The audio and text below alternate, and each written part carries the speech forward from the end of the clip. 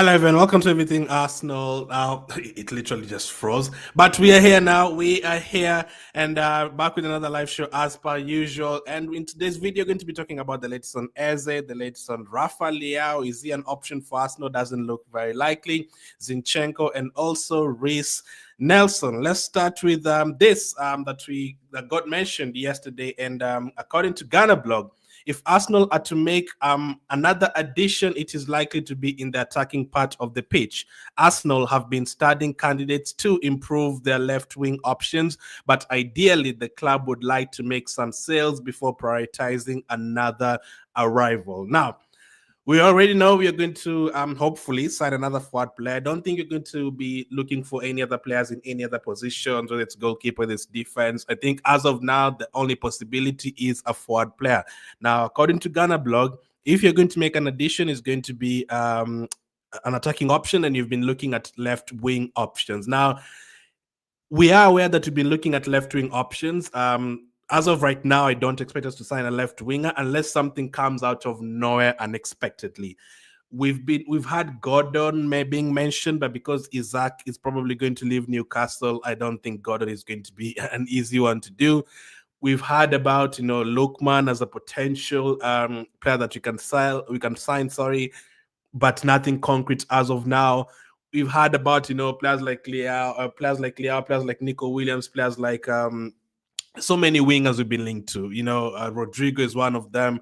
But unless something develops in terms of getting Rodrygo on a loan deal, or unless we get Eze and use him on the wing, or unless something comes out of nowhere and we end up signing, a promising left wing. You see the way we signed Mosquera as a defender, emerging defender, a very, very good emerging defender. Maybe you could do that with the winger, but I still don't think you're going to sign these big wingers like, Rodrygo, Lookman.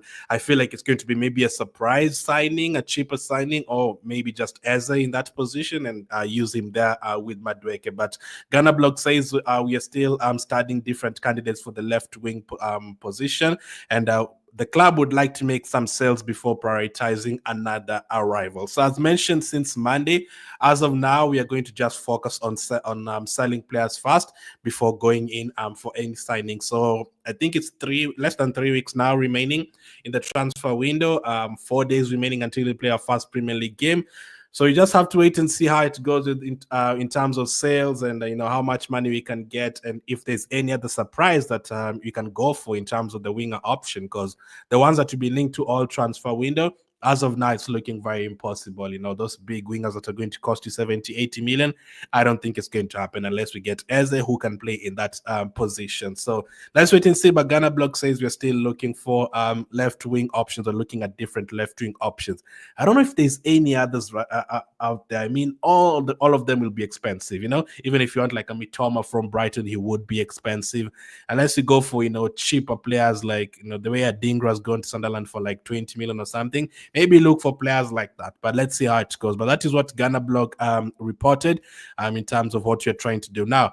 Which of the forward players are we going to get? That is the question we have now. According to David Onston was asked about Eze today, and he said Eberechi Eze was being looked at when there was a possibility of Ethan Nwaneri leaving. So he says that is the point where we were very, very keen on getting Eze. When Ethan Nwaneri signed a new contract and Eze is a less pressing concern. Yes, let me just read that the way it has been written. He signs his new contract and Eze is a less pressing concern. The left side is an area that Arsenal are thinking of as a priority, but that would take departures. So again, David Onsen agrees in terms of departures. That is something we'll need to do, sell players fast before getting on anyone else, whether it's in terms of wages, whether it's in terms of, getting enough money to just actually buy them.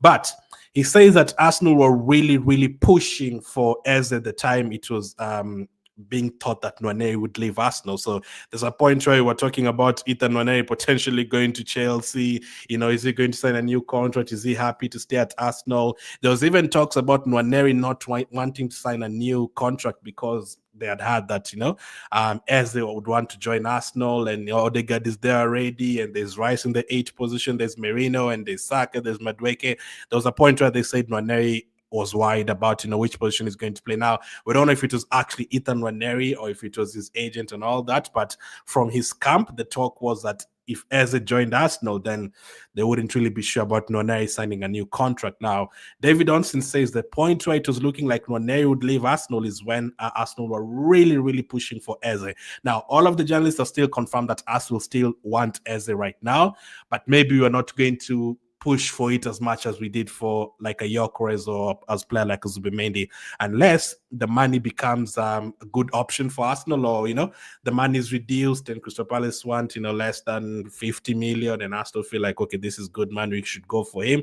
But if Crystal Palace say they want 60 or 68 to 70 million and they're not going to reduce it, then we're not going to sign the player unless they reduce the money. I don't think Arsenal are going to go in like the way Arsenal are looking at it, they're not going to battle with Tottenham for him. If Tottenham today said they're going to pay Crystal Palace 80 million for Eze, Arsenal not going to go to that kind of money as of now. So when Nwaneri signed a new contract, Eze is a less pressing concern. The left side is an area that Arsenal are looking as a priority. So again, Eze can still play as a left-sided player, as an 8, as a left winger. Can we also use him in that kind of position, or Arsenal actually just looking at an out-and-out left winger that we haven't heard about or we haven't been linked to as of now? Again, we just have to wait and see. I don't think anyone can really predict what is going to happen. Eze could be an Arsenal player, but Eze could also be a Tottenham player. Eze could also still remain as a Crystal Palace player. Arsenal could sign a left winger that we've not been linked to. The ones that we've been linked to, I don't think they're going to happen, man. These ones are too expensive. Like Rodrygo, even if it's a loan deal, I just can't see it happening. So there has to be someone else that we've been linked to, or Arsenal are trying to discuss with, that we haven't heard about up to today. So let's wait and see. But with Eze, it's not like the Gyokeres situation. It's not like the Mosquera situation where those players only wanted to join Arsenal. Basically, what we're hearing from the Eze camp is Eze prefers to join Arsenal. He wants to join Arsenal. Arsenal are linked to Eze. Arsenal would like Eze, but Arsenal are not going to pay 68 million pounds for Eze. And if it doesn't work out, Arsenal are not going to sign Eze. But where it's not the same as Gyokeres and Mosquera, Gyokeres said, no, I'm not going anywhere else. Even if Man United want me right now, I'll wait a year before I go to Arsenal. I'm not going to Man United. Mosquera said, I'm not staying here. I'm waiting for Arsenal. Even if it's 3 weeks, 4 weeks, I'm going to wait. I'm going to Arsenal. Now, for Eze, it's not the same. There's nowhere where Eze said, I'm only going to go to Arsenal. I'm not going to go to Tottenham or Liverpool or any other team that wants me. I only want to go to Arsenal. No, there's not been any talk like that from Eze. So if Tottenham come in for him with a good bid and Arsenal don't make any bids for him, then Eze was going to join Tottenham. So for that one, we have to decide whether we really, really want to get him or not. But as I said yesterday, if Arsenal really, really want to get Eze, then I'm not worried about any other team. Since Declan Rice signed for Arsenal ahead of Man City, all the background work does matter. If you've done all the due diligence and talked to the player and discussed everything, it doesn't matter which other team comes in for him. But that depends if we've done all of that work, if Arsenal are really not top interest in terms of getting Eze. So I've always said I'm 60% Eze would join Arsenal, but if you notice, I was always saying I'm 95%, 100% in terms of Gyokeres joining Arsenal. So there's a big gap there. For this one, it's a wait and see, because it also not only Tottenham and not only Eze, wanting to join whichever team, as long as he gets a team that is in the Champions League. It's also about the departures. We also have to focus on the departures. And as of now, we are on August 13th, and we still haven't really sold anyone. So we don't have too much time in terms of selling players. There's still like 10 players who've been linked with moves away, and they're still here. So we're waiting to see. We haven't had any bids at all for some of them. Like Lokonga, there's no one who's made any bid for him. I don't think I've seen anyone making a bid for Lokonga. For Vieira, you're waiting. No one wants to really pay more than 20 million. I don't know. I really hope Bata can change that for us in terms of selling players. We've always struggled to sell players. I think I've seen somewhere today, I don't know if it was Live Score posted it.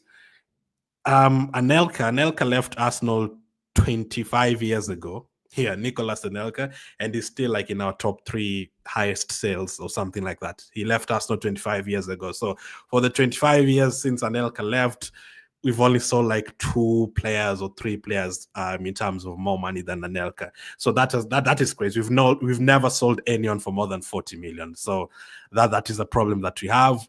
Whether it's in terms of keeping the players too much when you're supposed to sell them, and then you just let them stay for too long and then their value drops, or whether those players usually don't want to leave Arsenal and they want to stay and run down their contracts. That is kind of what it's looking like Zinchenko would do, because Zinchenko is on 150k. He doesn't have to leave. He can collect that money and leave next year. So what is in terms of cancelling contracts between 2019, 2020, 2021, there we were cancelling a lot of contracts. The Mustafis, I think Kolasinac also left on a free, Socrates, like all of those deals that usually cancel, we struggle to sell players. As of today, if you're to value Arsenal players and say, no, we are going to sell everyone today, there's a lot of players there that you can sell for a lot of money, but obviously they're not going to leave. If you're to sell Declan Rice today, we'd get like 200 million for him. If you're to sell Saka today, it was like 200 million. If you're to sell, even an Odegaard, it'd be like 70, 80 million or something. But those players are not for sale as of now. But all the other players that are usually for sale, whether it's us fans, we usually like, I'm not really sure about selling him, or if no other team usually comes in for them, or if you're just bad at selling, because, all the other teams have been able to get a lot of money for their players, but for us, up to now, we haven't sold any of these players. No one is really coming in for them, so that is a problem. But that is the latest on Eze. It's going to depend on the departures as well, so let's see how quickly we can sell players. It also depends on how desperate Tottenham are in terms of getting Eze, because Tottenham have also said they're not going to pay the 68 million. They want to pay like 50 million, but it depends. If they feel like they're desperate and they have injuries and they fail to get Gibbs White, they can easily go and just pay that 65 million. And then at that point, it's going to be up to Eze to decide whether he wants to leave and Crystal Palace to decide whether that money is enough. Maybe as of now, Crystal Palace would be hoping for a bidding war between Arsenal and Tottenham. Let's wait and see. Now, a lot of you have been asking about Leao, but as I mentioned to you guys yesterday, I don't think Leao has ever been an option for Arsenal, and that has been confirmed today by Fabrizio. Rafael Leao has never been an option for Arsenal. So, yeah, for the ones who are talking about Leao potentially joining Arsenal, Arsenal have never really wanted Leao. The fans have always wanted Leao, but I've never ever heard that Arsenal want Leao, or Arsenal would try to sign Leao. No, and it actually looks like he's going to end up staying there. So I've not really had any other team wanting him as well. I'm not sure why. I do feel like he's a good winger, but there's no team that have ever said that they want him. That's very surprising. But Leao has never been an option for Arsenal. The player will stay at AC Milan this summer. So Fabrizio has put a full stop on that one. Leao is not going to leave. Not going to leave AC Milan. Is going to stay there, and they don't also have European football. So that is very surprising that he's actually just going to stay there. But yeah, Leao is not an option for us. So the only option that right now we are being linked to are players like Eze and players like Lookman, unless a different winger comes out of nowhere and we start getting linked to them. So Leao, that one is an X. Lookman is like a 20%, and for me, Eze is still like a 60%, but let's wait and see what happens. Now, it looks like we're going to need to sell players. So which players are we going to sell? Let's start with Zinchenko. According to Ben Jacobs and Sam C, Porto has shown an interest in Arsenal defender Alexander Zinchenko. The Portuguese club have made contact with Arsenal, though conversations are still at an early stage. So, by the way, there's been a lot of quotes released by Zinchenko today. We'll go through a couple of them. I don't know if it's in his book or something, but he's basically talked about not feeling happy being on the bench, and his wife not attending games because he's not playing. Basically, it's the whole situation. He's not happy about being on the bench and all of that. And there's been a lot of quotes on that today. But he's being linked to FC Porto. He's being linked to FC Porto, just like Kivio. Kivio was we also received a bid from FC Porto for Jakub Kivio. Now for Zinchenko, he's still at an early stage, so we're not anywhere near selling Zinchenko. Zinchenko is not part of our 8 defenders. He would be like the 9th option after, if it's a Premier League game, Lewis Skelly and Calafiori would be there. I think for the weekend one, Timber might start there, but for the rest of the games, Lewis Skelly and Calafiori are options there. Even if Lewis Skelly and Calafiori are not there, Timber potentially starts there. That is the 3rd option. Now, I can't even tell you that Zinchenko is the 4th option neither. Maybe I would even prefer playing Kivio at left back ahead of Zinchenko. So, unfortunately for Zinchenko, is like the 4th or 5th option. I still don't think Zinchenko is a bad player.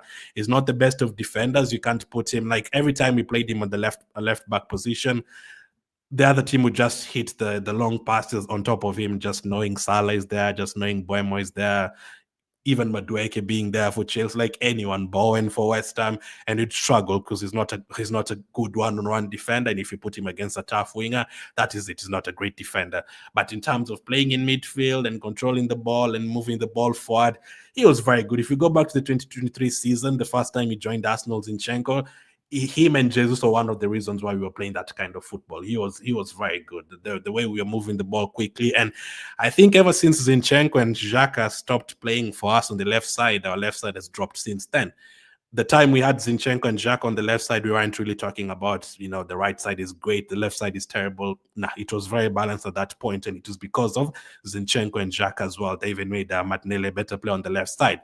But obviously after that season, we realized, defensively, with Tomiyasu being injured and who else was at that point? I think it was Tomiyasu and Zinchenko playing at left back, and Tomiyasu was always injured. It was always Zinchenko playing. But last season we saw Zinchenko didn't even really have a lot of injuries last season, but he didn't play at all.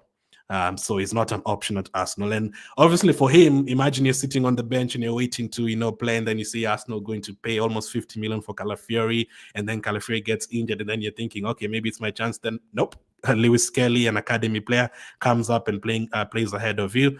Yeah, he knows he's not going to play.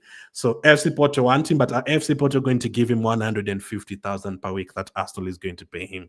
Probably not. So if Zinchenko is going to leave Arsenal, he's going to have to reduce his wages. Now, does he want to reduce his wages?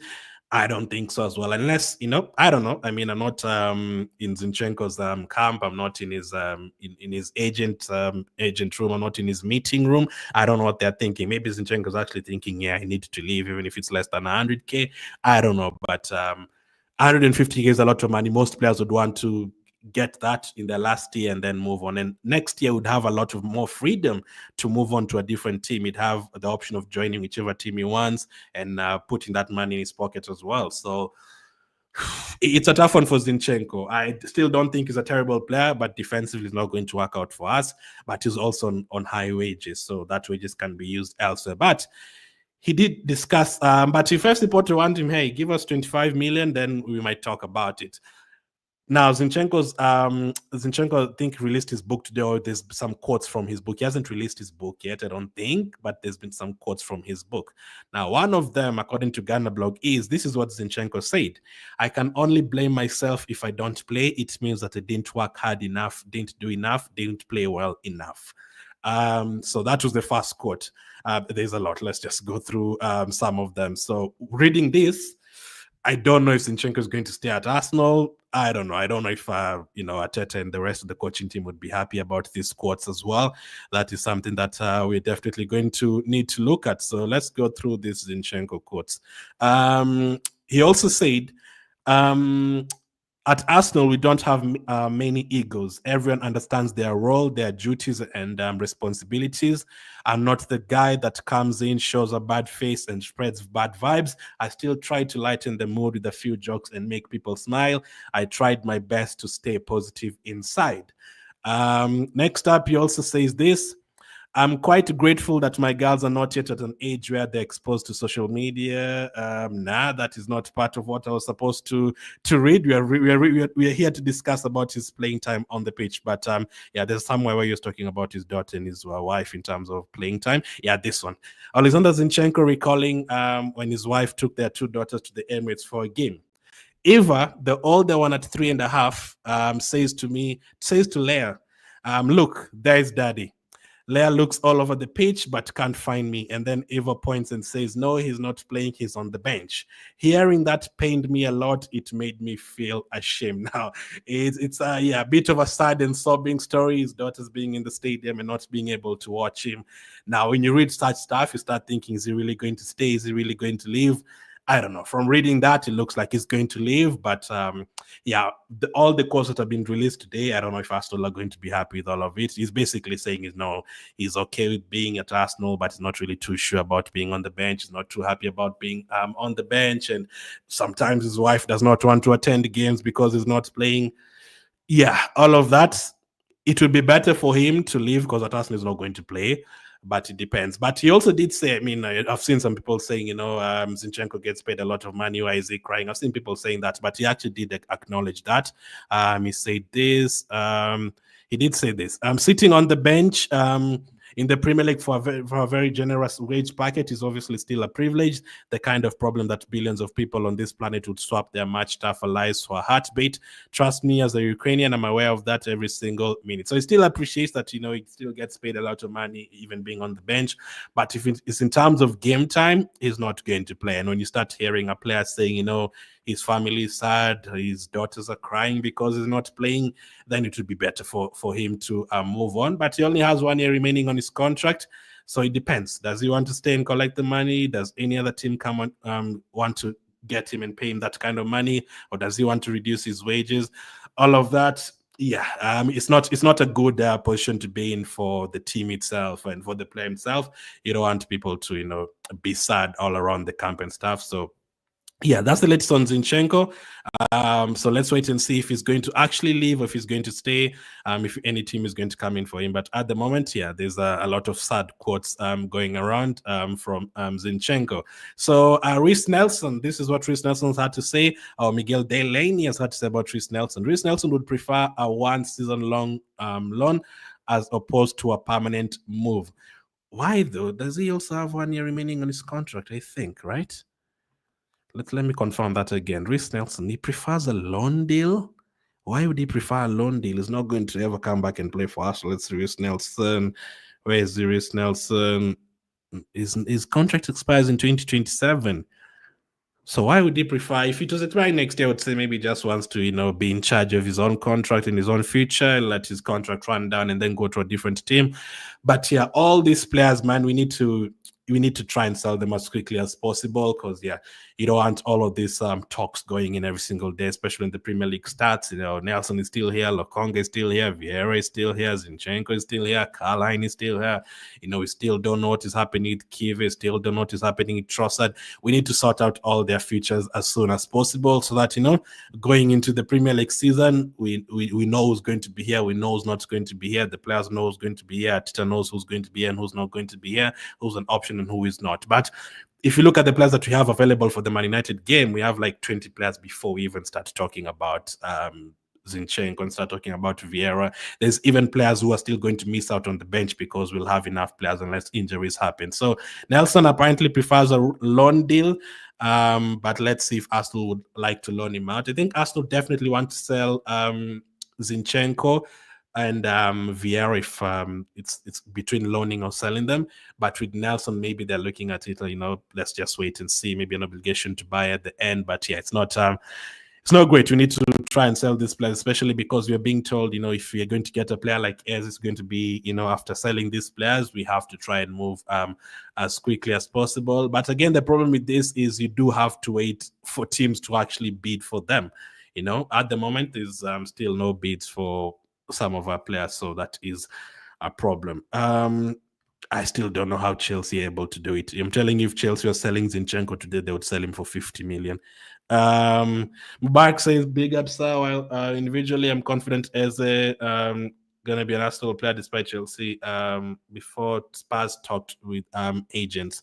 Let's see, though. It depends if Arsenal really want him. If Arsenal don't make a bid for him, then we're basically not involved if we don't make a bid for him.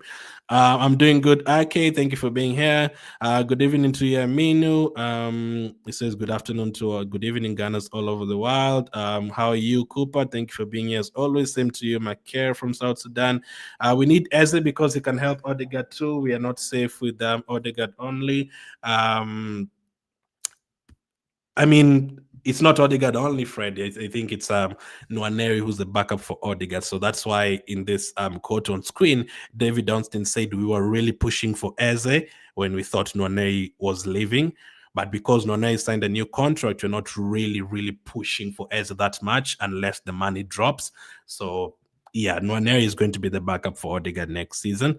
So that's what I was saying yesterday. I saw someone commenting saying, Eze would not be scared of Odegaard and Noni. It's not in terms of being scared, but Eze is not going to come to Arsenal and play 38 games ahead of Odegaard. That is just not going to happen, obviously. So at Arsenal, it'd still be on the bench some games. It's still, start a few games here and there, left side, number 8, it depends. At Tottenham, it'd probably start all the games, all 38 of them.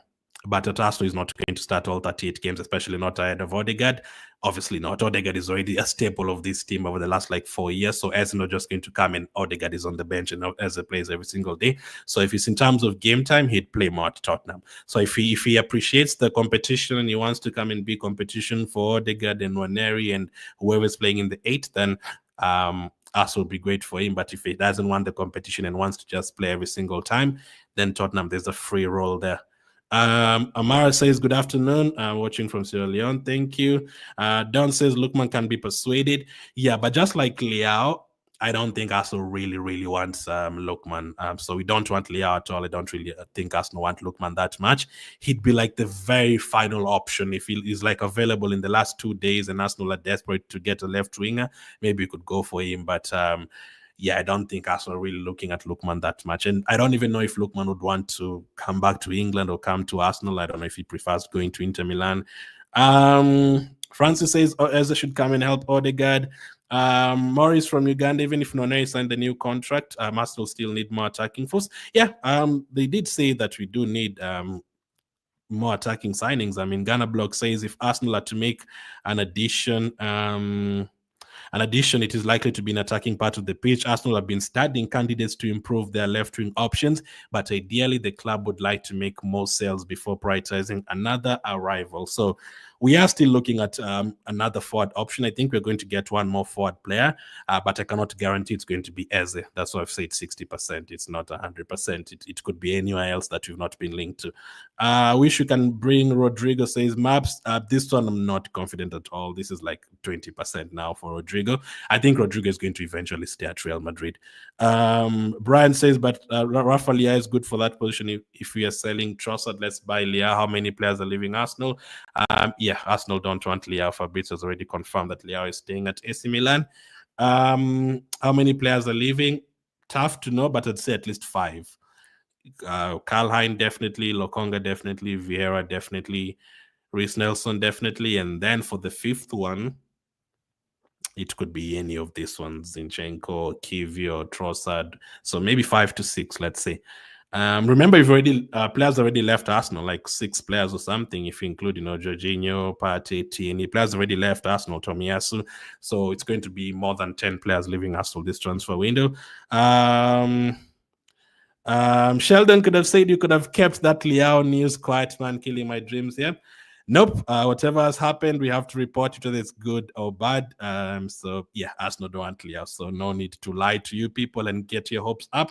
Arsenal don't want Leao at all. So there's no need for you waking up thinking Leao would come to Arsenal when he's definitely not even going to leave AC Milan. Lookman wants Inter. Yeah, I feel the same as well, Lloyd. Leao is too lazy the way Arsenal play. It's not for him. I don't know. I think in terms of attacking, is a better winger than what we have. But yeah, the way we play with the defensive work and all of that, I still don't know if Arsenal would want him. I don't think Arsenal would want him. The way we play, Atta prefers wingers who can also come back and defend. So yeah, I don't think you're going to go for Leao. Even if you're 30 million, I don't think you'd ever hear Arsenal want Leao. Martinelli is good, but that left wing is just isolated. That's why Martinelli looks like he's dormant, but not. That's why Martinelli looks like he's dormant, but not. So over 2 years ago, he had Jacquet and Zinchenko were really helping him on that side. But as of now, that's why I really wanted Eze to come in. Maybe Odegaard unlock Saka and Ben White on the right side. Maybe if you have Eze on the left side, he can also unlock Martinelli with through passes and all that. Or maybe you can even use Odegaard on the left side and maybe try and, have him passing those through passes to Martinelli and stuff. It doesn't even have to be Odegaard on the right side. It can be Odegaard on the left side and Eze on the right side. I'd still be happy with that. Yeah, at the moment, especially playing him as a touchline winger and asking him to dribble past players, I don't think that is his game. Maybe even Martinelli as well as for left back. Maybe Martinelli prefers playing with Calafiori because Calafiori overlaps more. Lewis Kelly goes into midfield, so maybe Martinelli actually does want someone to be there next to him. ID says Arsenal should not, is it Edie? Should not allow Eze to slip through their hands. We've had a very good summer, but it's not out of place if we sign him. Honestly, in my 38 years supporting Arsenal, this is the best I've ever witnessed. If you get Eze, yes. If you get Eze, definitely the best transfer window. As of now, it's still very good. All the new signings have been, so far in terms of the pitch, they've been very good. Obviously, we're still waiting to see how Madueke will fit in terms of, because he was paid, got him for a lot of money. But Zubimendi and Gyokeres are very, very good signings, top signings. So if you add Eze to that, fantastic. Now we're still waiting to see how Mosquera would fit into the Premier League, how it plays. So far impressed in preseason. Nørgaard has been very good in preseason as well. I don't think he'll have a hard time fitting into the Premier League. We're waiting to see how good Madueke will do. We're waiting to see how good Kepa will do in the competitive game. So let's wait and see. I would take Simmons over Lookman, says Christopher. To be honest, Christopher, as of now, I would kind of take anyone just to have a different option on the left wing. I would still, if to ask me, I'd still choose Lookman ahead of Xavi Simmons. But yeah, I would probably take Xavi Simmons if he was available as well, just to have somewhere, because Xavi Simmons can also play as a striker, as a number 10, as a left winger. I'd probably have him, but Eze is the one that I really want. Eze is the player that I really want right now. Leao and Eze can make us win everything. I think it's time we just stop talking about Leao. Leao is not going to join Arsenal. But yes, if you have both of those players in the team, then that would be very exciting. He's fast, he can dribble, he can pass, he can shoot, says Christopher. Is that Xavi Simmons you're talking about? I actually like Noni on the left. I mean, so far in the two games, it looked promising. It suits our team having a left-footed left winger, plenty of crosses for Gyokeres. Cookie says, what's new on Malik Fofana? Are you talking about Malik Fofana from Lyon? I've not heard anything about him really that much. He's a young player, right? I think he's a very young player. I think you're talking about the guy from, is it Lyon? I think. I don't think we've really been linked to him that much. I think he's a striker as well. So I don't think you're going to go for a striker right now. I think right now you're just focusing on attacking midfielders, Eze or someone else that you haven't heard about. Maybe it could be a Malik Fofana if you can play on that left wing. I don't see Arsenal signing Eze from Arsenal. Body language after signing Gyokeres, Noni, and Martinelli. Martinelli will be used at the left this season. That is true. If we don't sign good upgrade to our left wing, it will cost us this season. Noni and Martinelli cannot win us trophy. That is the truth. Hassan from London. Let's forget about Rodrygo. Let's focus on Eze, says Almonds. What are your thoughts on playing Kai and Gyokeres together? I think you're going to see it a couple of times this season. I mean, I liked when we had Merino and Gyokeres on the same pitch for like 15 minutes. Was it against, I think it was against Villarreal. It gives you like two players to target, and the way we like putting in crosses, it doesn't even have to be high crosses. The way Saka goes past the player and crosses and drills the ball, and the way we saw Madueke putting in some really good crosses the other day. If you have both Kai and Gyokeres on the pitch at the same time, then that is exciting. Now you can only do that though. You cannot do that when you're playing. Maybe you never know. Maybe you could see that when you're even playing a Liverpool or Man City, but I doubt, because when you have Kai and Gyokeres, it means you don't have one of the midfielders. And I think Zubimendi and Reiss are going to play most games together. So those ones have to be there. So all of a sudden you have 4 spots remaining. Saka is going to be there. So all of a sudden you have 3 spots remaining. If you're counting Gyokeres for one of them, then it's only 2 spots remaining. And Odegaard probably starts as well. So you can only do that if you're not starting a left wing and you're not going to have Havertz as a left wing unless you remove one of the midfielders. And then you have, maybe let's say Reiss and Odegaard in midfield, and then you have Saka on the right, and then Martinelli on the left, and then Havertz and Gyokeres up front. I think it's something we can see maybe last 20 minutes of the game, last 25 minutes of the game.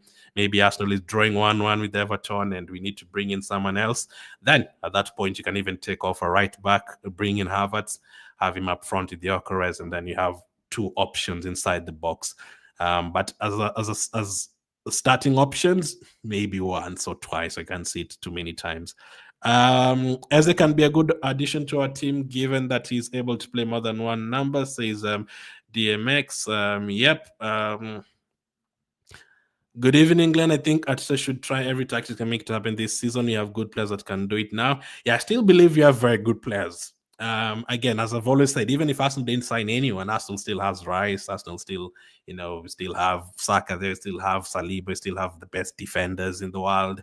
We are still going to finish up there. But if you want to win the trophies, we needed to get strikers and other forward players. Now, I've gotten Gyokeres. Now, if you're to ask me to predict right now, I still tell you Arsenal will finish in the top two. But obviously, Man City, Liverpool, and Chelsea are now there, so you cannot take anything for granted. You probably still need more, especially the injuries. You never know.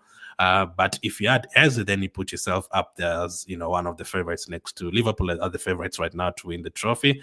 And then we don't know which kind of season Man City and Chelsea are going to have. But yeah, if you're going to get Eze, then you're going to be in a good position. Simon says, if not Eze, let's go for Garnacho.